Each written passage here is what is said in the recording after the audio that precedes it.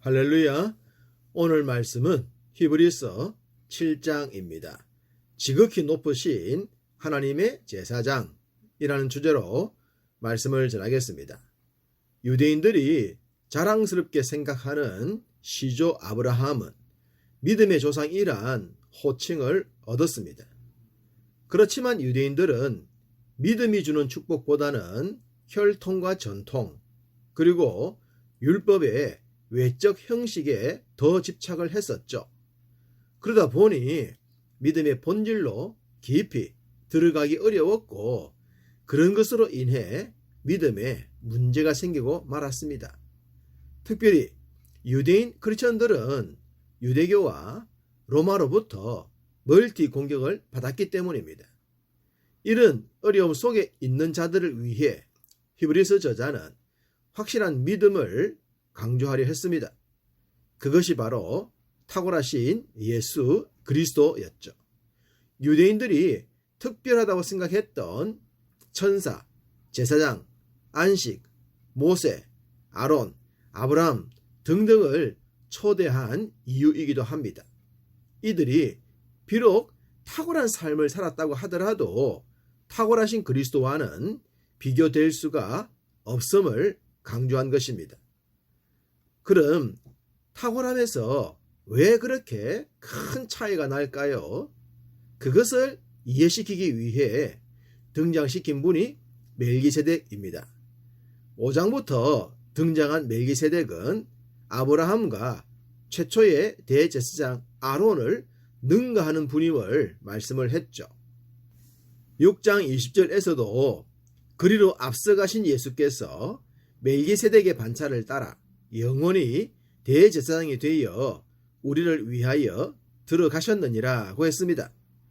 휘장을 지나 지성소로 들어갈 수 있었던 유일했던 존재 대제사장, 바로 그가 걸었던 길을 예수께서 멜기세덱의 반차를 따라 들어가셨다고 합니다.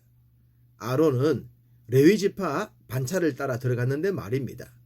그것도 아론은 반복해서 들어갔지만 그리스도는 단 한 번의 희생으로 인해 영원한 길을 만드셨습니다. 이러니 아론을 비롯하여 모세나 아브라함 등등이 그리스도와 비교될 수가 없었던 것입니다. 이렇게 원천적으로 비교 불가이신 그리스도를 멜기세덱과 연결시켜 설명합니다. 1절, 이 멜기세덱은 살렘 왕이요 지극히 높으신 하나님의 제사장이라 여러 왕을 쳐서 죽이고 돌아오는 아브라함을 만나 복을 빈 자라. 유대인들의 자부심인 시조 아브라함이 멜기세덱을 만났던 창세기 14장의 얘기죠. 당시 아브라함은 고대 세계 전쟁이었던 네 나라 연합군과 다섯 나라 연합군 전쟁 가운데 있었습니다. 그 전쟁의 승자가 조카 롯을 포로로 잡아가 버렸죠. 그랬던 그들을 추격하여 기습 공격으로 조카를 구해왔습니다. 생각해 보십시오. 세계대전에서 승리한 족속을 공격하여 조카와 재물과 친척과 부녀들을 탈취해 왔습니다. 나중에 아브라함이 이 일로 염려하고 걱정을 합니다만 대단한 일을 행한 것 아니겠습니까? 그렇게 대단한 일을 행했던 아브라함이 멜기세덱을 만나서는 그에게 축복을 받았고 그에게 11조를 드렸다는 겁니다. 그렇다면 이것이 무엇을 상징하겠습니까?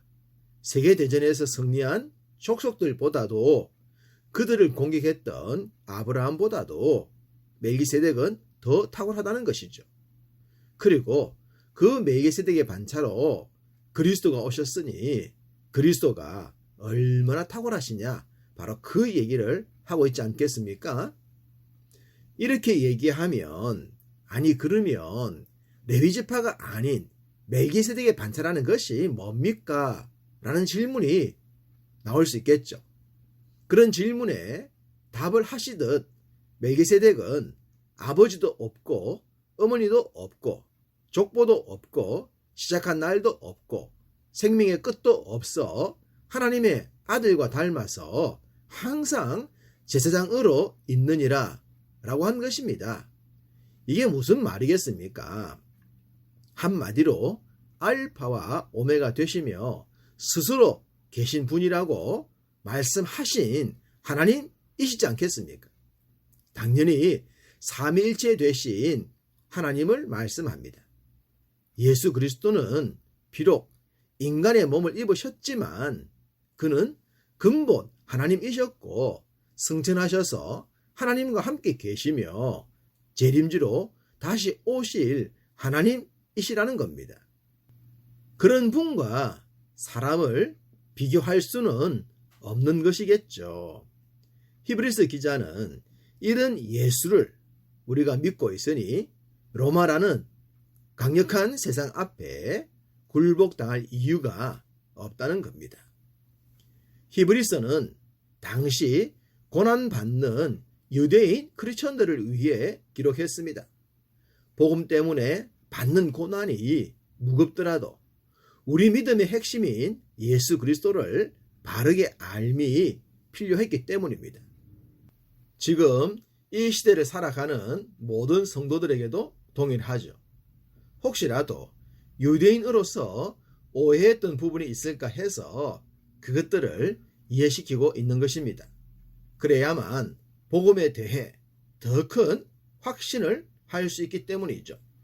11절 레위 계통의 제사 직분으로 말미암아 온전함을 얻을 수 있었으면 백성이 그 아래서 율법을 받았으니 어찌하여 아론의 반차를 따르지 않고 멜기세덱의 반차를 따르는 다른 한 제사장을 세울 필요가 있느냐.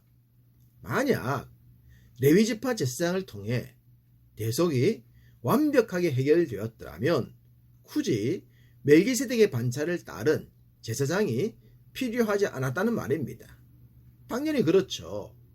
속죄의 제사가 완전하지 못했기 때문에 반복하여 드려진 것입니다. 그러나 멜기세덱의 반차를 따른 그리스도의 대속은 완전했죠. 그렇기 때문에 더 이상 짐승의 피를 흘리는 제사가 필요 없게 된 것입니다. 그리스도의 보혈의 은혜만 있으면 되죠. 19절 율법은 아무것도 온전하게 못할지라 이에 더 좋은 소망이 생기니 이것으로 우리가 하나님께 가까이 가느니라. 율법은 우리가 죄인인 것을 알려줄 뿐입니다. 죄를 없애지는 못하고 죄인인 것을 알게 하여 탄식하게만 만들죠. 이를 위해 제사장의 대속이 필요했던 것입니다. 그렇지만 더 좋은 소망, 큰 구원, 더 좋은 구원이신 그리스도가 오신 것입니다. 믿음의 조상 아브라함을 축복하셨던 멜기세덱의 반차를 따라 말입니다. 그러니 유대인들이 특별하게 생각했던 그 어떤 것들에 마음을 빼앗기지 말라는 겁니다. 탁월하신 예수 그리스도 그분만 붙들면 되기 때문입니다. 22절 이와 같이 예수는 더 좋은 언약의 보정이 되셨느니라. 더 좋은 언약이라고 했기 때문에 좋은 언약도 있다는 말이 됩니다. 비교하고 있기 때문이죠. 당연히 좋은 언약이란 율법, 곧 구약이 말씀하시는 내용입니다. 그 말씀도 좋은 것입니다. 그런데 구약의 율법은 인생인 우리가 다 지킬 수가 없는 한계가 있었죠. 그에 반해 더 좋은 언약, 곧 예수 그리스도께서 주신 복음은 전적인 은혜의 말씀입니다. 우리를 위해 완벽한 대속을 이루신 그리스도를 믿기만 하면 되는 것입니다.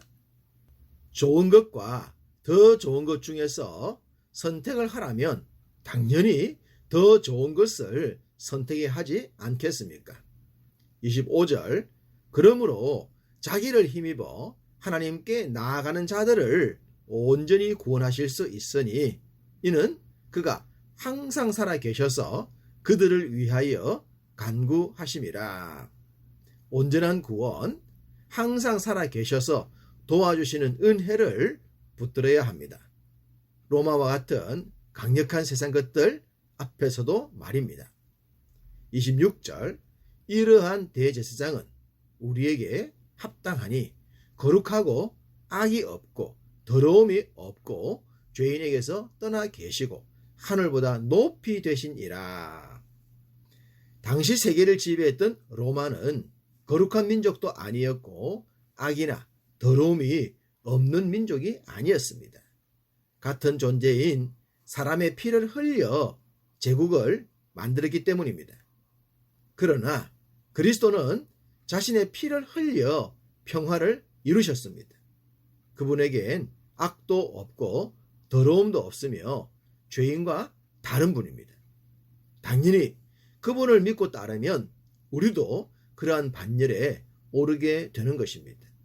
물론 당장은 현실 속에서 믿음으로 살아야 하는 어려움이 있지만 말입니다. 문제 많은 세상에서 믿음으로 살기 쉽지가 않지만 주님의 도우심을 구합시다. 그래서 모든 순간이 주님의 도우심의 결과였음을 고백할 수 있게 되기를 주님의 이름으로 축복합니다.